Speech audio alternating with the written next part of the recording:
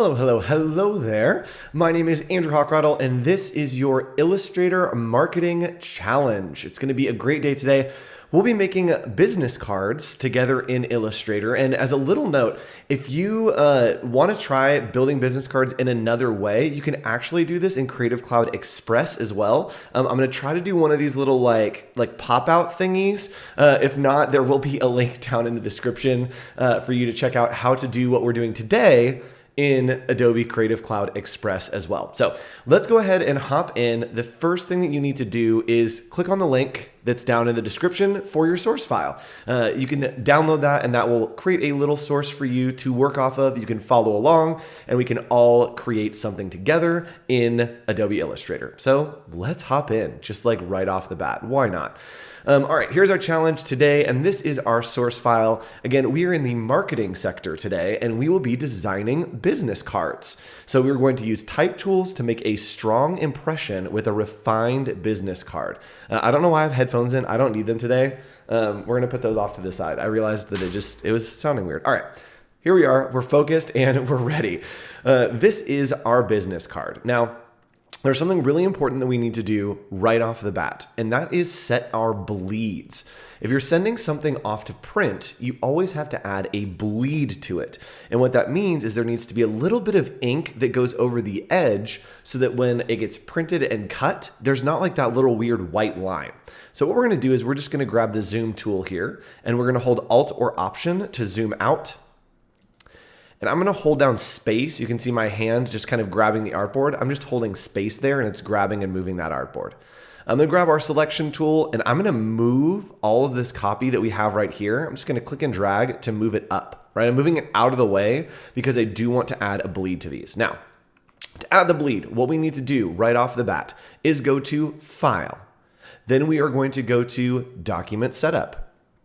And when we look here, you can see all of the elements of our document, but the most important one is the bleed. So we're going to set this to 0.125 by just clicking on that little arrow right there. And we're going to hit OK. And watch what happens. Boom. See how it puts this little red box around our artboard? That basically means that when we print these or we send them out to get printed, they're going to print all the way to that edge. And that way, when we cut, if we have a color that goes over the edge, it will look like that color goes all the way, right? A bleed is just extra space. So while we will be tempted to work within just the black area, we need to design all the way to the red lines, right? So as we create this business card, we need to design all the way to the red lines. Now what we're going to do is we're going to start out with some type and we are going to add it to these business cards. I will be using a logo that we have created in one of our Illustrator logo challenges. This challenge, I'm not going to give you the logo because we want to learn together. This challenge will also be linked in the description down below if you want to check out that challenge. If you've done the challenge already, great, awesome, thanks for watching. Use this logo because we'll use it on our business cards today. Why not? Figured you get a little 2 for 1. All right, I'll also try to do right up here, take the logo challenge. I'm still new to the little pop-ups that happen eventually. This will happen eventually. If you're watching our live stream, just imagine that it's there. If you're watching this on YouTube, look at the little bouncy thing. All right, so let's go ahead and hop in here. And I'm going to start by just creating some type.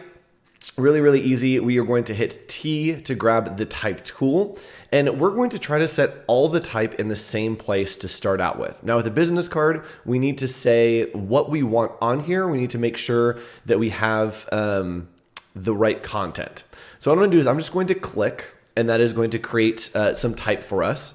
And we are going to click on center. That is going to center that type up right in the middle. And I don't like this font, but guess what? We're going to leave it for now. Let's go ahead and just type in what we want here. We want to probably put name, first name, last name, last name. Those are 2, my goodness. And then maybe next we hit enter to go to the next line. We can do address. And maybe we want to do phone number and website. All right, so I like to work kind of with placeholders right off of the bat, especially with business cards, just to make sure that everything looks right. So I'm going to use the scale tool over here, and I'm going to scale this up, and then we'll use our alignment tools to just align that right to the center. So this is looking good. We need to grab some colors though. So I'm going to go ahead and select this, and then I'm going to use the eyedropper tool to just grab one of these pinks. And I'm going to hold shift, and what that does is it will just replace this fill color. If I don't hold that, it's going to add a stroke. We don't want that. I'm just going to hold shift and then grab one of these fill colors by clicking with the eyedropper tool right there. All right, looks pretty good. Looks pretty good. I like that color. All right, so I do want to maybe add this color to the top and bottom, right? With business cards, we want a little bit of flair, but not too much. We don't want it to be distracting, but we do want to have a little bit of flair.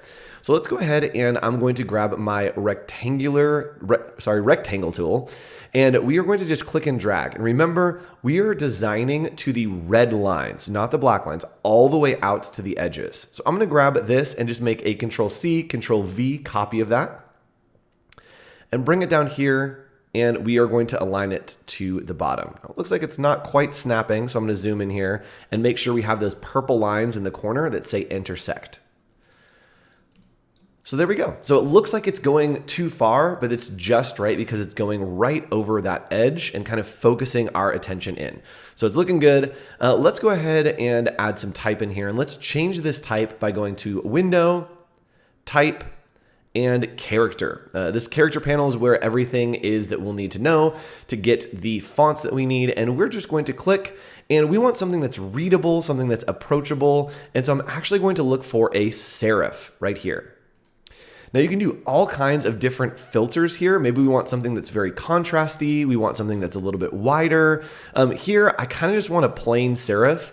And so with this text selected, I can just scroll and it's going to show me all the fonts. Ooh, this is a great one.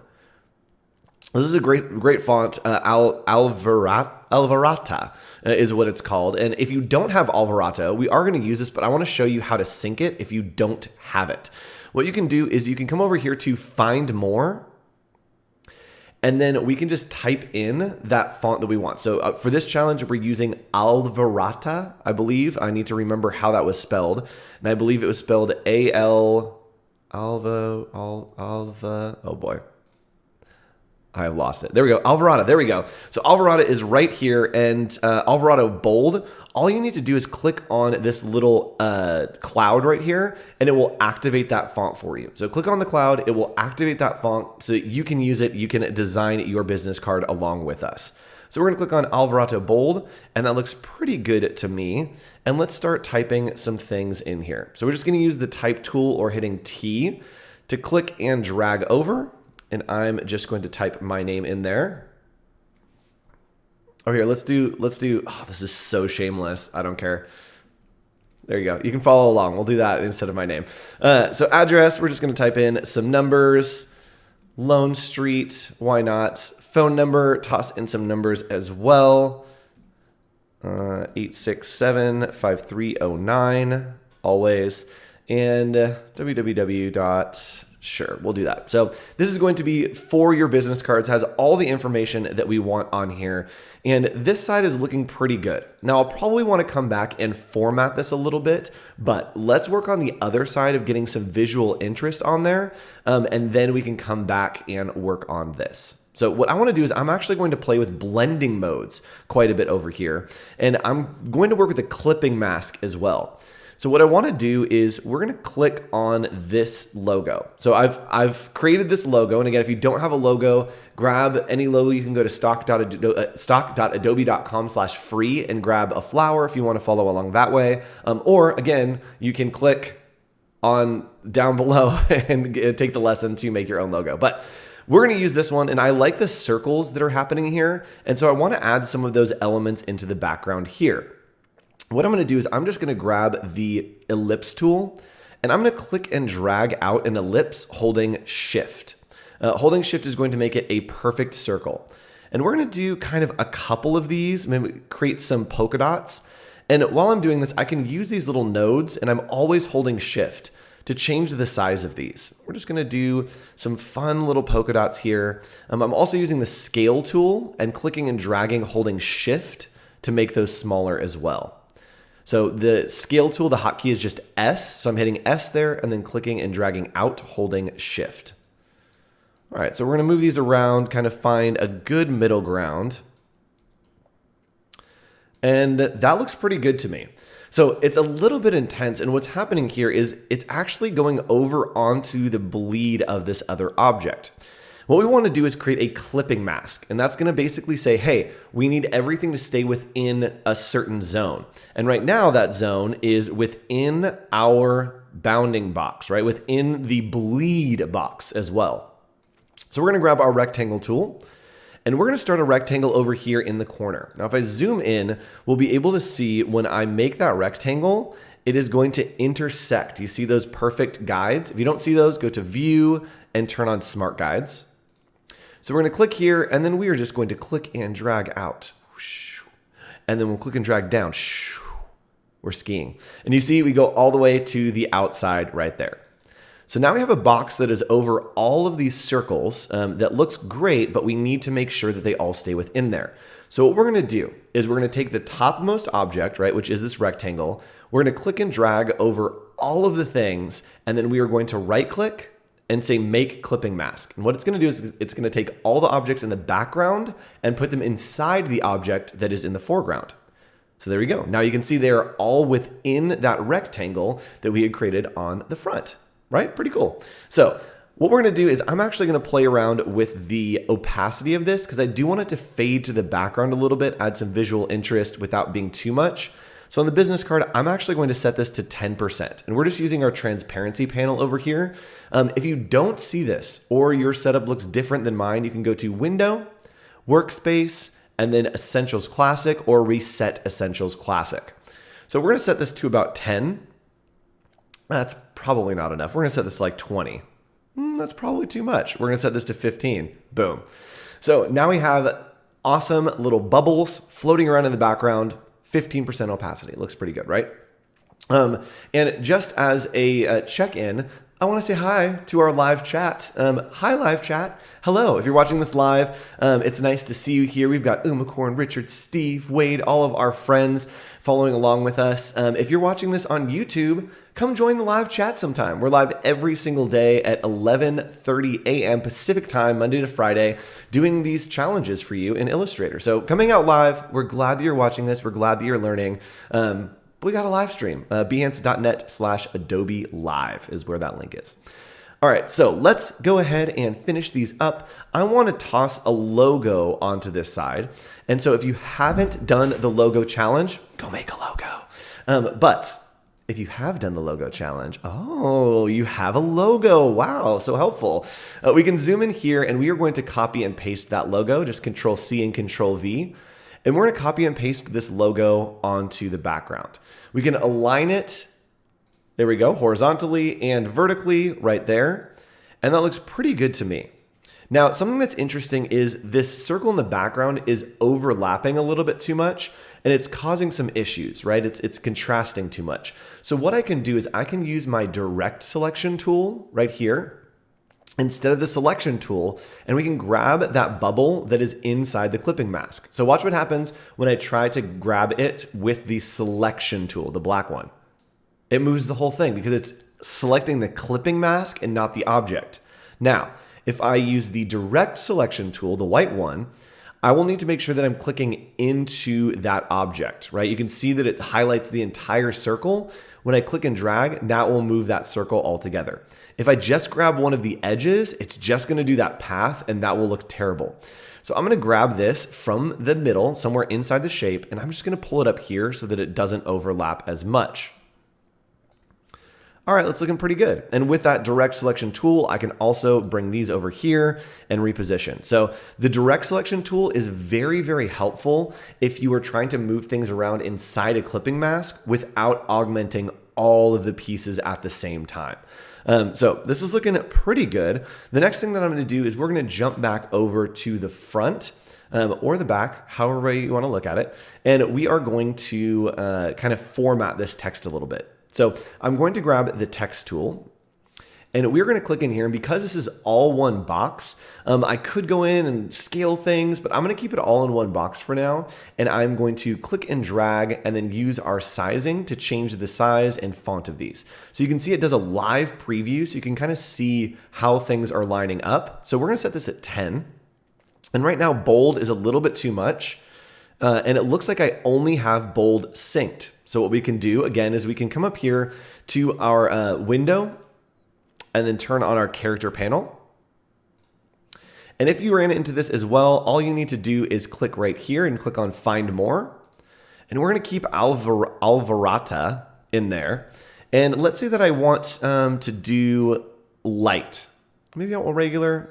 Maybe I want regular and light. So what's great is that I can preview them even when they're not synced.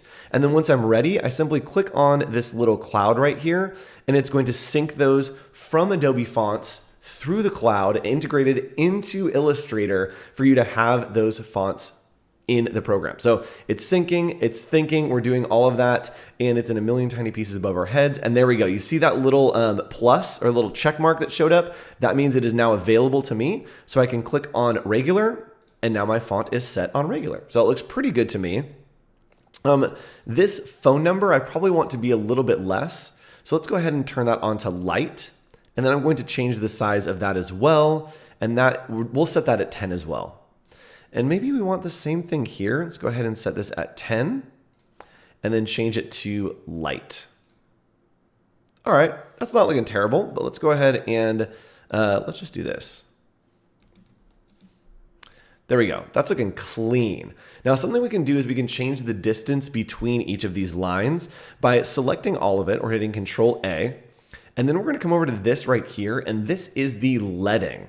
So if we go back to where type really started, leading actually comes from lead. The term comes from adding actual pieces of lead, right? We used to put type in piece by piece, each letter at a time, and between those layers, right, between those lines, we had to have some space, and we would add lead blocks. And so it is called leading because you would add one lead block, two lead blocks, however many lead blocks that you need, and thus we have leading.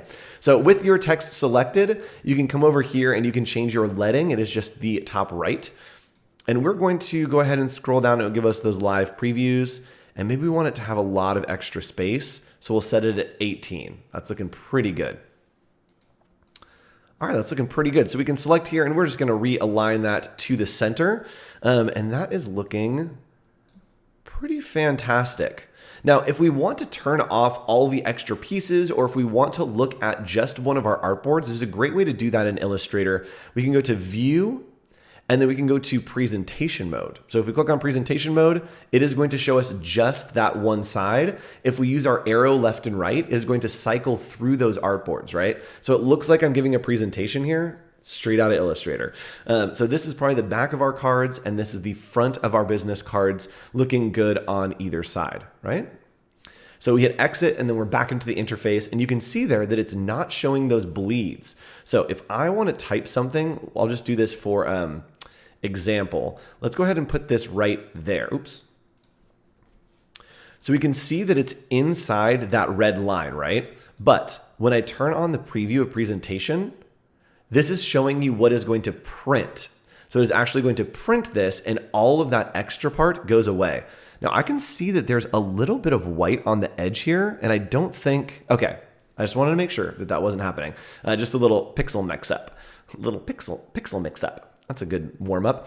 But it does cut away all of that extra, so you can see what it's going to look like without any of that extra bleed on there. So this is looking pretty okay. I'm not mad about it, but I do want to add in a little bit of visual interest, right? And I like how the opacity is happening here, but I maybe want to create something that interacts with this content, right? That has a little bit of zazz to it. Maybe put a like pattern up here. So what I'm going to do is I'm going to create a bunch of ellipses, a bunch of circles. So we're going to click on ellipse, and we're going to click and drag and pull out this circle.